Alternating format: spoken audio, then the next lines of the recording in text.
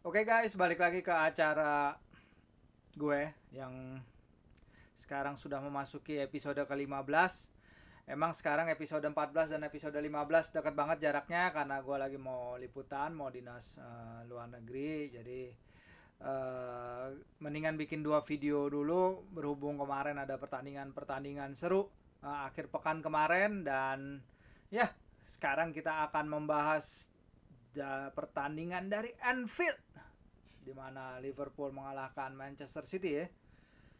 Siapa yang bisa nebak Liverpool ngalahin City selain fans Liverpool? Kayaknya nggak terduga juga ya hasil itu ya kalau kita lihat beberapa pertandingan terakhir Liverpool dan juga City. But inilah adalah 5 hal menarik dari pertandingan Liverpool versus Man City di Anfield itu.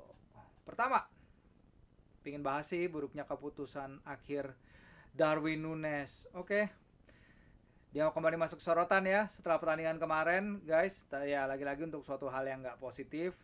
Kali ini jadi perhatian karena ogah mengoper ke Mo Salah saat memimpin serangan balik dalam situasi 3 lawan 1 kayak gini nih. Kayak gini nggak ngoper mana nih. Ya ini loh. Ya gimana ya, itu namanya masih muda memang. Nggak lama kemudian dia juga setelah dalam posisi ini dia kembali lolos di belakang pertahanan City, tapi finishingnya jauh dari sempurna. Jadi dan dia juga offside. Memang untung saja kali ini keputusan yang diambil nggak berbuah buruk bagi timnya karena timnya tetap menang. Tapi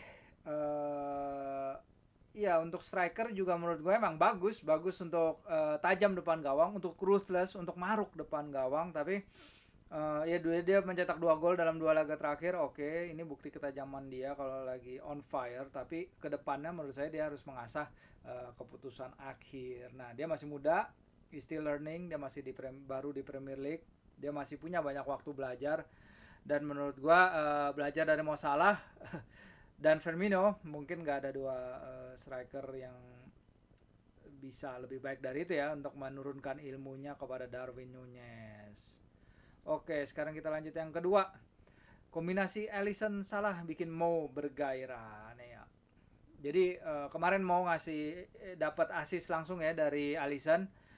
Oke, ada kesalahan Joao Cancelo di situ dalam memotong bola, but dia Mo tetap harus menyelesaikan peluangnya dia. Nah, sejauh ini artinya berkat assist itu Alisson sudah memberi 3 assist kepada Salah di Premier League. Itu adalah jumlah terbanyak dari seorang penjaga gawang ke satu orang pemain sepanjang sejarah kompetisi. Ya, dan kita tahu lah Salah perlu banget gol setelah kering dalam beberapa pekan terakhir. Dan gue senang lihat dia main lebih ke tengah, nggak isolated di kanan, nggak teralihkan, nggak jauh dari aksi. Dan dia sebagai penyerang pucuk itu harus dia lakukan. Nah, gol kemarin itu adalah gol pertama Salah di Premier League sejak menghadapi Man United pada akhir Agustus, dan hanya gol keduanya dari 21 tembakan ke gawang terakhir ya. Ya jadi menurut gue masih yang kemarin keren banget, yang mengembalikan ketajaman Salah adalah Alisson. Dan khusus bagi Alisson, yang kini telah mencetak gol atau memberi assist setiap musimnya dalam 4 musim terakhir bagi Liverpool. Outstanding ya. Penyerang bisa kiper bisa seperti itu. Nah, ini kita lihat asis Alisson ke Salah. Nah, kalau kita lihat juga kita lihat emang ada yang ke arah kiri, ke arah kanan, dan ke arah kiri lagi. Jadi kiri ada sentral, dan ini emang menunjukkan bahwa lari-lari Salah selalu berusaha ditemukan oleh Alisson.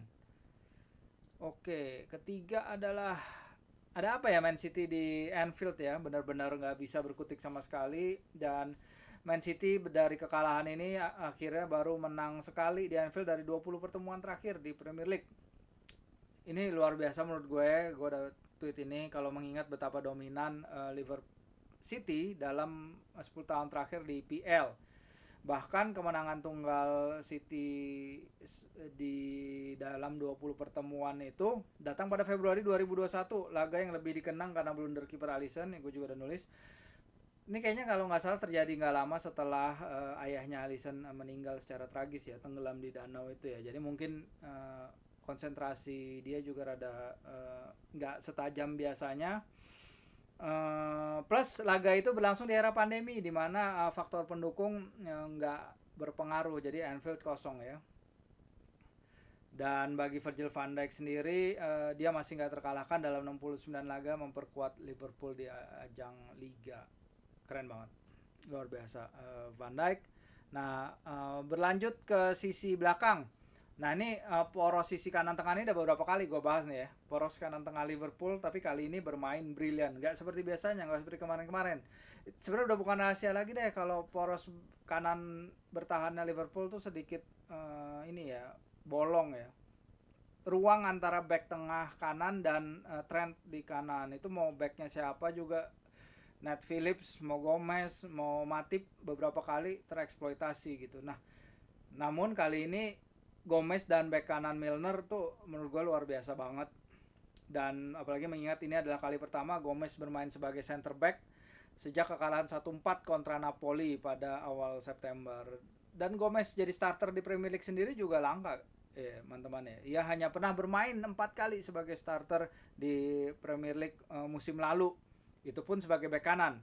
Dan pujian juga untuk keluasan Milner bermain di berbagai posisi ya, kalau kita lihat ya. Era tempat dia bermain, posisi dia bermain dalam sejak musim 2008-2009, basically the whole position. Basically ini Luis Enrique di CM jadul. Kalau ada yang masih main CM jadul, Luis Enrique bisa main di semua posisi, luar biasa banget. Apalagi kalau kita ingat Milner itu bermain melawan tetangga Man City yaitu Man United sebagai box to box midfielder ya. Ketika itu Liverpool kalah dan eksperimen itu bisa dibilang gagal ya. Dan sekarang dia benar-benar redeem himself di pertandingan melawan Man City ini. Nah, sayangnya nih pertandingan juga diwarnai oleh hal yang kurang menyenangkan, yaitu rivalitas negatif di luar lapangan. Ada beberapa insiden gak mengenakan di pertandingan ini, dan ini wajar ya sebenarnya kalau mengingat mereka.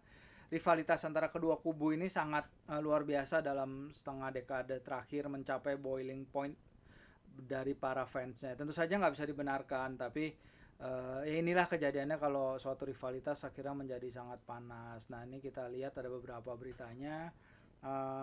Sayangnya memang ada nyanyian-nyanyian yang diduga dinyanyikan oleh away supporter soal tragedi Hillsborough dan Heysel. Pun juga ada laporan area penonton di sekitar sektor tandang dirusak, graffiti dirusak oleh para penonton City yang datang ya. Sementara Pep Guardiola sendiri di sisi sebaliknya mengatakan dirinya dilempar koin setelah gol Phil Foden dianulir VAR. Jadi Man City juga mengatakan bahwa bus mereka sempat terkena lemparan objek kita bisa lihat di kacanya ya.